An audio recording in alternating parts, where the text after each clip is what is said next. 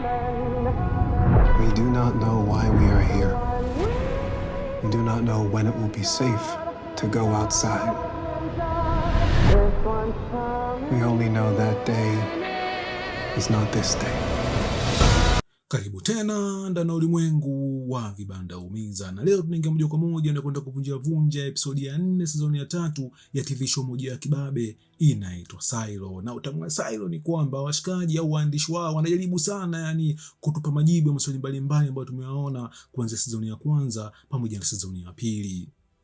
Na pia katika episodi ya 4 tulipata majibu kuhusu recording ilikuwa inasema kitu gani, na kwa upande mwingine pia umeona tulipata kumtambua vizuri kabisa Robert Sims ni mtu wa aina gani. In short, mwanaume ni mwanaume. Tuna vile pia kama tulivyoangalia kwanza season ya kwanza hadi season ya pili mpaka sasa hivi season ya 3, umeona Robert Sims ni character ambayo imebadilika sana au ni character ambayo sasa imeundergo ile bonge moja la development, kuanzia mtu mmoja wa ajabu, umeona mtata mkorofi hadi kuwa mtu wa reason. Na tukirudi nyuma kwanza season ya kwanza tutomba kitu kimoja kwa mchizi alikuwa anaonekana kama mtata ile kwa halisia alikuwa na misimamo yake, na vile pia umeona alikuwa hofi kubadilisha mitazamo, umeona mpaka kama tulivyoona katika episode ya 4 hii. Na je, sasa ni mitazamo wa aina gani? Vile pia sasa hii episode ya 4 itupa information gani hasa kuhusu ulimwengu wa Silo? Na kama wewe ni mara ya kwanza kabisa ndani ya ulimwengu wa vibanda umiza, usisite kusubscribe.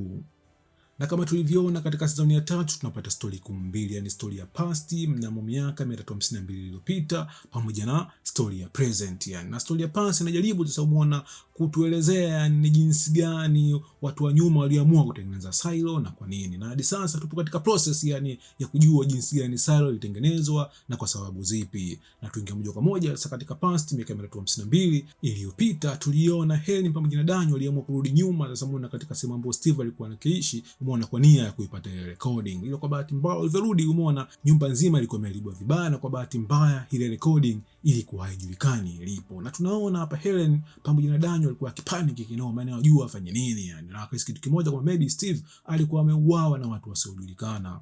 Ila tunaona hapa Helen anaamua kumchukua Daniel na kuingia moja kwa moja katika nyumba ya mchizi mmoja alikuwa akiitwa Pama. Na Pama alikuwa ni kama ex fulani hivyo Helen, umeona mpaka hapo. Na hapa kwanza kujiuliza sasa, umeona wafanye vipi au watumie njia gani kupata hizo recording. Na wakaamini kitu kimoja kwamba Steve alikuwa ni hacker, umeona maybe alikuwa akitumia njia fulani hivi ya kutumia computer game, umeona kuwasiliana na wenzake, kwa sababu kama walivyoona umeona katika zile stories za whistleblower mmoja alikuwa akiitwa Snowden, alisema kitu kimoja kwamba magaidi wengi huwa wanatumia game online kwa ajili ya kufanya mawasiliano. Kwa bila shaka umeona mchizi wetu Steve maybe alikuwa kufanya mawasiliano na watu mbalimbali kupitia game, umeona kama tulivyoona katika nyumba ya Steve kuna game moja alikuwa akicheza na at the same time alikuwa akiwasiliana na mtu fulani. Kwa tujui huyu mtu alikuwa ni mtu aina gani. Ila baadaye kabisa tunaona hapa mchizi wetu huyu Daniel akafanya contact na mchizi wake mmoja alikuwa akiitwa Sam, na mchizi umeona alikuwa ni mfanyakazi wa kitengo cha cyber security ndani ya taifa la Marekani. Na mchizi umeona alikuwa ni mchizi mmoja rafiki wa zamani wa Daniel, na back in the days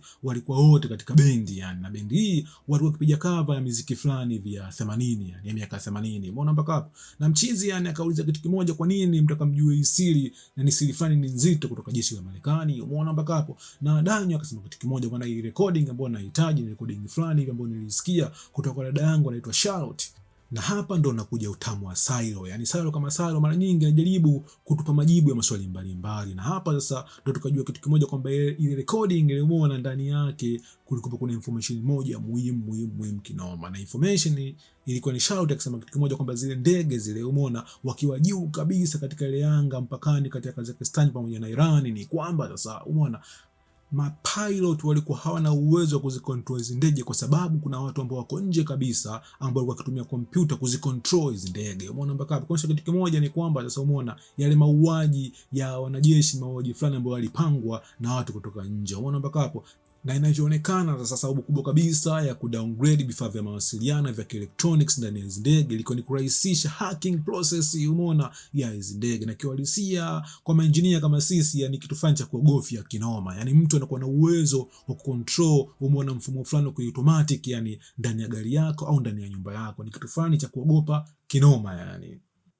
Na hiki kitu ilimfanya Sam akimbia akasema siwezi ni kutoa siri za serikali yani, umeona mpaka hapo, kwa sababu jamaa ni kila baada ya miezi 6 huwa wanatupiga ile test fulani ya kujua kama wadanganya au unasema ukweli. Na vile pia akasema kitu kimoja, mimi pia nina familia na dada na mke na watoto, kwa siwezi kufanya hizo kitu. Na kwa bahati mbaya, kwa mbali kabisa, yule mzee yule ambaye tumemuona kuanzia episode ya kwanza, episode ya pili, episode ya 3, kwa mbali kabisa alikuwepo. Na kwa bahati nzuri ni kipindi ambacho Helen umeona pamoja na Daniel walimtambua huyo mzee, umeona mpaka hapo. Na mzee ni kipindi ambacho akaamua kuwafuata na kuambia ukweli, bwana hii issue bwana inabidi mkae pembeni yani. Na Steve kama Steve yani, umeona hajauawa yani, kuna kazi tumempa, kazi kubwa kabisa katika kampuni nzuri. Na kwa upande mwingine pia umeona yule mzee ambaye ulimuona katika mazishi, na pia yani kuna hela tumempa, umeona mpaka hapo. Na wewe pia yani, wewe Helen kama Helen, kuna kazi ambayo ukipenda kabisa katika shirika moja hivi inaitwa The Times yani, la kiuandishi habari, umeona mpaka hapo. Kama vipi ile kazi tunaweza tukakupa vile vile. Ile kwa upande mwingine wewe Daniel, wewe umeona wewe kama wewe yani hatukupi chochote, umeona ile kufanya ujinga, tunamuondoa dada yako Charlotte katika matibabu. Nakumbuka sasa, umeona Charlotte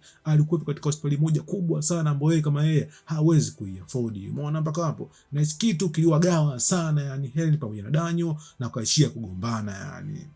Na baadaye kabisa, kwa bahati nzuri, mchezo wetu Sam akaamua kumpigia simu Daniel kwamba kitu kimoja yani issue Marekani pamoja na Iran ni issue fulani ambayo mimi pia niko nikiangalia, kwa sababu nilihisi kuna vitu havipo sawa. Na information hadi sasa hatuijui, umeona ile information fulani ambayo ilimfanya mchezo wetu Daniel aende kumtafuta Helen, kwa sababu kama ni kitu kimoja kwamba hichi kitu hawezi kukifanya peke yake, lazima aongozane na Helen. Kwa hadi sasa hatujui ni issue gani, na tunatumaini kama tunavyoona waandishi wetu wa Silo maybe katika episode ya 5 tutapata majibu yani, umeona kuhusu information gani hasa ambayo Sam alimpa mchezo wetu Daniel pamoja na Helen. Na kwa upande wa present mambo yanazidi kuwa mazito, na tunaona hapa umeona mpango mkubwa kabisa wa algorithm pamoja na Camille wa kumuua Juliet Nichols unazidi kupamba moto. Na tunaona hapa wanaamua sasa, umeona kumtumia Ness kumpiga nusu kaputi Juliet Nichols ili kufanya sasa umeona process ya kufanya mauaji ya Juliet Nichols iwe rahisi. Na tunaona hapa mchezo wetu Robert Sims anajitoa yeye kama yeye yani kumsaidia mkewe kumuua Juliet Nichols, umeona mpaka hapo. Ile kwa bahati nzuri tunaona hapa Unesi anafanikiwa kumpiga nusu kaputi huyu mlinzi, na anafanikiwa sasa kumtorosha Juliet Nichols. Na hapa yalikuja maswali mengi sana, Unesi ni mtu aina gani, anafanya kazi kwa ajili ya nani, na je sasa anafanya kazi chini ya Patrick Kennedy? Ila kuna sini moja tuliiona hapa, umeona Unesi alisema kitu kimoja kwamba muda wote huo yeye alikuwa akifanya kazi chini ya mtu mmoja hivi, na huyu mtu alimpa oda, umeona, kubadilisha vidonge vile ambavyo vilikuwa vikitumika kumuondoa memory Juliet Nichols. Na moja kwa moja akilenga kwa Jafasta, huyu mtu bila shaka atakuwa ni Robert Sims, kwa sababu kuna sini moja ambayo tuliona ni kwamba sasa umeona wakati Juliet Nichols akitoroshwa na Unesi, umeona kamera zote ambazo zipo katika sehemu ya medical zilikuwa zimezimwa, na mtu pekee ambaye alikuwa ana uwezo au majukumu, umeona, au mamlaka ya kufanya zitazi zimo si mwingine alikuwa ni Robert Sims, umeona mpaka hapo. Na baada kabisa tulikuja confirm kitu kimoja kwamba kile chumba kile ambacho Ness alimwambia Juliet Nichols aingie, bila shaka kile chumba alikuwemo mchezo wetu Robert Sims. Kwa inapoonekana chini ya pazia nishi zote zilikuwa chini ya Robert Sims. Na baada kabisa sasa umeona tulikuja confirm hata kile kifo cha Bernard Robert Sims alikuwa amekifeki. Na hii inamfanya Robert Sims awe moja karakta muhimu sana katika ulimwengu wa Silo. Yani inavyoonekana yani Robert Sims atakuwa ni mmoja wa maadui wakubwa sana wa algorithm. Na swali linakuja sasa, ikifikia hatua algorithm ikatambua kwamba Robert Sims ni adui wake, je, Camille atafanya maamuzi makubwa ya kumuua Robert Sims kwa nia ya kumprotect mtoto wake pamoja na watu wote ndani ya Silo? Kwa ni maswali fulani ambayo hadi sasa hatuna majibu yani, umeona mpaka hapo.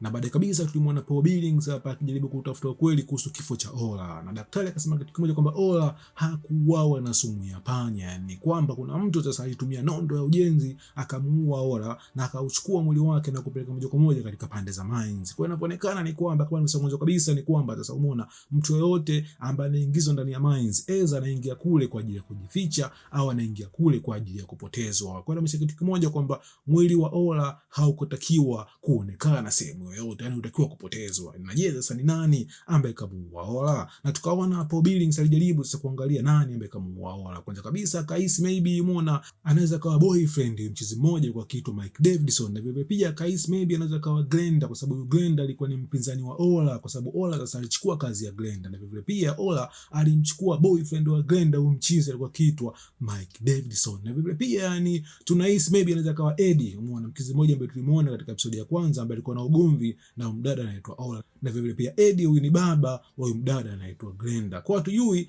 nani kamuua Ola. Na kwa upande mwingine pia jamaa wa Outsiders walikuwa muamini kabisa Lucas Kyle kama anasema ukweli kwamba nje hapaishiki, na ile screen ambayo alikuwa akiona ndani ya mgahawa ilikuwa ni screen ya ukweli kabisa kwamba nje ni pabovu na watu walikuwa wanakufa. Na kwa bahati mbaya ni kwamba ile video ambayo watu walikuwa wakiiona kwamba ndege wakirukaruka nje pa kwa green ilikuwa ni ya uongo. Umeona mpaka hapo, na ni video fulani ambayo watu ambao walikuwa kaenda nje walikuwa wakiiona kupitia hizo helmet hizo. Umeona mpaka hapo. Ila kwa bahati mbaya ni kwamba Kennedy alikuwa ni kama Thomas, yani kuamini kabisa, yani umeona mpaka hapo. Ila kwa upande mwingine kuna baadhi ya member wa Outsiders taratibu wakaanza kumwamini Lucas Kyle, na Lucas Kyle akasema kitu kimoja, lazima aonane na Juliet Nichols. Na sababu kubwa kabisa Lucas Kyle kujaribu kukutana na Juliet Nichols, alikuwa akijaribu kumzuia Juliet Nichols asiende chini kabisa, kwa sababu kama tulivyoona katika sezoni ya pili Lucas Kyle alipokwenda chini kulifanikiwa kukutana na algorithm na kafahamu kitu inaitwa safeguard protocol. Umeona mpaka hapo, na hadi sasa inavyoonekana ni Juliet Nichols ni adui wa algorithm. Kwa kitendo sasa cha Juliet Nichols kwenda chini kabisa kukutana na algorithm, hii kitu itakuwa ni kitu kibaya. Na kwa upande mwingine kabisa tunaona hapa rafiki yake Juliet Nichols anafanikiwa kukutana na Juliet Nichols, na kwa bahati nzuri anafanikiwa sasa kumzuia Robert Sims asikutane na Juliet Nichols. Na katika harakati sasa za kumsaidia Juliet Nichols kwenda chini kabisa kule, umeona mpaka hapo taratibu tunaona hapa, umeona wanaanza kufanya connection, umeona, na baadaye kabisa tunaona taratibu Juliet Nichols anaanza kumkumbuka boyfriend wake yule aliyefariki alikuwa akiitwa George. Na vile pia ni baada ya kwenda chini kule aligundua kitu kimoja kwamba ule mlango ule ulikuwa umedesigniwa fulani hivi kama unaweza kufungua kwa aina fulani hivi. Na hapa waligundua kitu kimoja kwamba yule Walker sasa, ule Walker ambaye alikuwa akimlea Juliet Nichols katika sehemu ya mechanical, kuna issue alikuwa amewadanganya kwa sababu alisema mlango umezibwa, yani umeona mpaka hapo, na jinsi ulivyo designiwa inaonekana kitu kimoja kwamba Walker alikifahamu kabisa mlango uko wazi. Na baada ya hapo sasa Juliet Nichols kuingia kule ndani, ghafla anakuja kukutana na jamaa huyu alikuwa akiitwa Bernard. Na hapa tunaona kitu kimoja kwamba mchizi wetu Robert Sims alidanganya kuhusu kumuua Bernard. Inaonekana vile pia Robert Sims, umeona, yule nesi yule, umeona, Walker pamoja na Bernard wanafanya kazi kwa pamoja. Na inavyoonekana hadi sasa Robert Sims pamoja na Bernard washatambua kitu kimoja kwamba adui mkubwa kabisa ndani ya Silo sio watu wa Silo, adui mkubwa ni algorithm. Sasa unaweza kusema kitu kimoja kwamba episode ya 4 nayo pia ilikuwa ni episode nzuri, yani kwa sababu ilijaribu kutupa majibu mbalimbali ya maswali ambayo tulikuwa tukijiuliza kuanzia sezoni ya kwanza hadi sezoni ya pili. Unaweza kusema kitu kimoja hadi sasa, yani episode zote 4 hizi kuanzia ya kwanza hadi ya 4 katika sezoni ya 3 umeona zilikuwa ziko vizuri na zinatupa majibu mbalimbali. Na kwa review zinazofuata ndani ya Ulimwengu wa Vibanda Umiza, stay tuned.